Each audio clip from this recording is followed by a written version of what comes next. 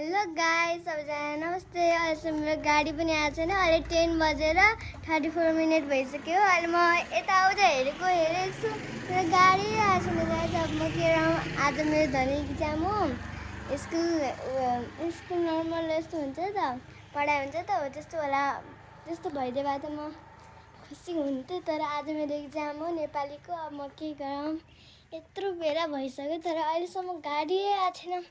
टिचरहरू चाहिँ गइहाल्नु हो। म यता मात्रै झ्याउल्याएर बसिरहेको छु। म यस्तो झ्याउल्याएर छ। पढेँ कति पढाउने। अब म पढेर थाकिसकेँ। पढ्दा फेरि बिर्सिहाल्ला र फेरि त्यो इक्जाम पनि छुट्ला के भने गाइस। अनि अघि नदेखि हेरेको छु। यताउता हेर्नुहोस् त, यताको वातावरण यताउता हेरेँ तर अहिलेसम्म उ भएको छैन, हाम्रो गाडी आएको छैन।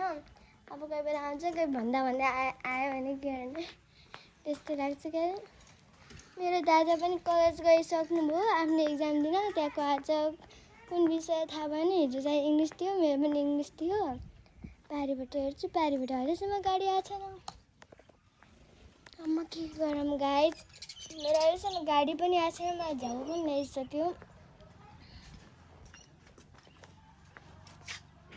अब म के गरौँ गाइस, मेरो इक्जाम छुट्यो भने